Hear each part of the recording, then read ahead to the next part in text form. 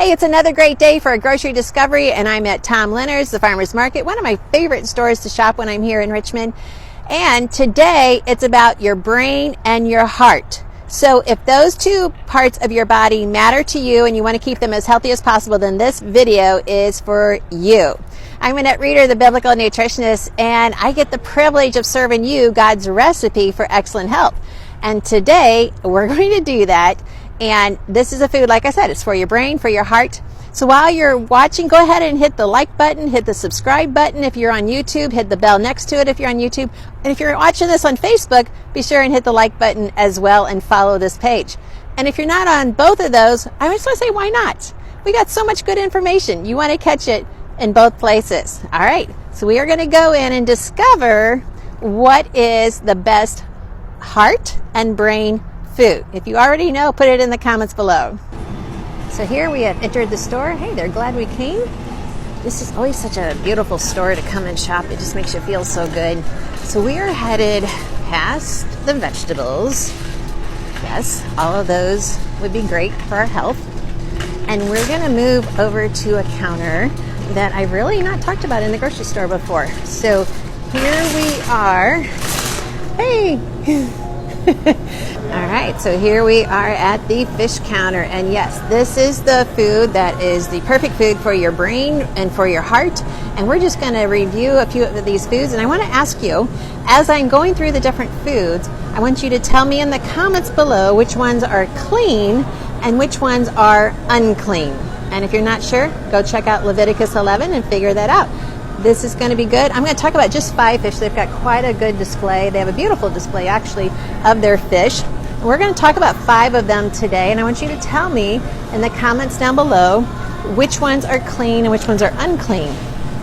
Okay, so here we go.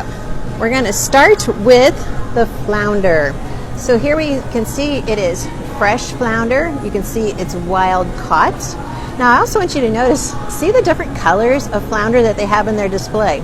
I just learned this today, and it's a really cool, interesting fact. I would have thought one was fresh and one wasn't, but actually it's not that at all. The pink, music's starting up. Sure enough, the band's starting to play right over my head. So we're just going to I'm just going to talk a little louder. So the pink is actually the flesh from the bottom, the belly of the fish. The gray is the back of the fish. And so it's not a matter of fresh or unfresh, it's just a matter where the meat came from. I thought that was a very interesting tip. So flounder, we want to talk about the nutritional benefits. Flounder is a powerhouse. I like to say that. 24 grams of protein. It's going to have phosphorus. Phosphorus is important for your bones and for strong teeth. It's going to have magnesium, which is going to help control your blood pressure and your blood sugar. It's going to have B vitamins. That's only if you're interested in having energy. But the thing is about the fish is that you've got low calorie and high nutrient density. That's what makes fish so important for your health. So what you need to understand about when we do fish is just that. We got high protein, we got high omegas, and that's going to be what we need for our brain and for our heart. The second fish I want to look at is monkfish. Now notice some of these signs are saying wild caught, and you know that's exactly what we're looking for. So we got wild caught, and then we flip over here, we got wild caught. Now the rockfish says local, and I asked him why it doesn't say wild caught. He says it is wild caught, but it's also local, and local trumps wild caught. So it says. So here we're going to talk about monkfish. I'm not sure if you're familiar with monkfish, but monkfish is considered the poor man's lobster. If you do buy monkfish, you need to remove the membrane before cooking it. Now, question, is it clean or unclean? I can't wait to see your comments down below. I'll tell you at the end of this video, so give you a chance to comment. Next fish I want to talk about is the rockfish, and they have it here in the Chesapeake Bay. Rockfish is a clean fish. In fact, for 5 ounces of fish, you're going to get 33 grams of protein. That's a huge amount of protein. It's got omega-3s. It has vitamin D. Now, here's what you need to understand. It's also going to have vitamins A, D, and E. Those are important to understand because A, D, and E need a fat to get them into your cells. And so God, obviously, every time God gives us the vitamins A, D, E, and K, it's going to have a natural fat to get it into our body. Man is the one who separates and isolates and then has to figure out how to get it in the cells, whereas when God gives us the food, it automatically comes ready to go. It's going to have lots of iron, calcium, magnesium, phosphorus, zinc, selenium. Don't forget, this has a high amount of selenium. Selenium is really important for preventing breast cancer. So we need to get this into our diet. And so it's going to also have omega-3s and omega-6. Now, omega-6 get kind of a bad rap sometimes because we get too much omega-6 in our diet, and it can lead to inflammation and arachidonic acid. But when it's in the right balance, it's perfect. And what I mean by balance is the right ratio. We talk about this in the Treasures of Healthy Living Bible study on our video series. Now, when it's in the right ratio, it is another powerhouse of nutrition.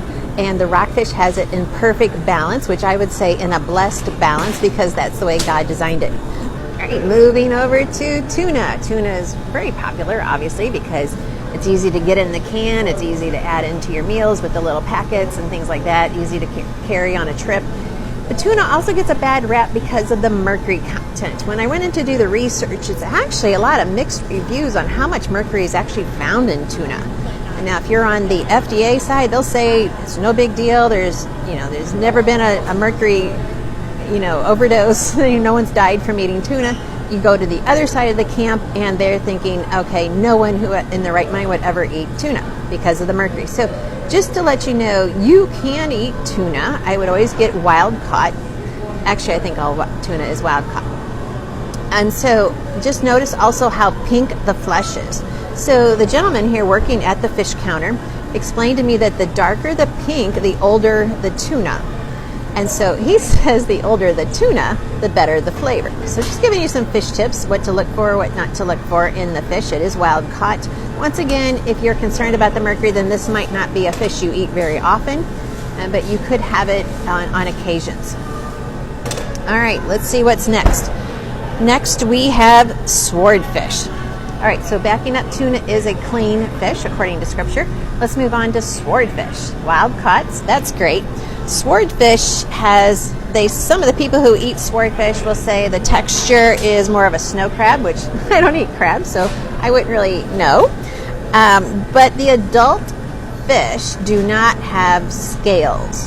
Ta-ding, what does that tell you? That is an unclean fish. So just so you know, we've already covered all 5. Got the swordfish would be unclean, tuna is clean. The monkfish, which I talked about earlier, I'll tell you now, that would be an unclean. The snapper, which we didn't talk about, would be another great addition to your dinner. That is a clean fish. Catfish would be unclean. It's almost like we go clean, unclean. Actually, we do.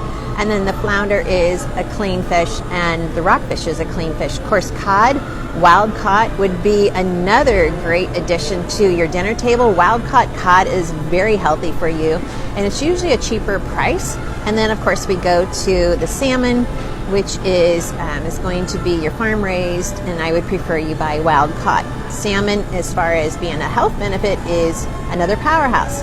So here you have it. We have a powerhouse of protein.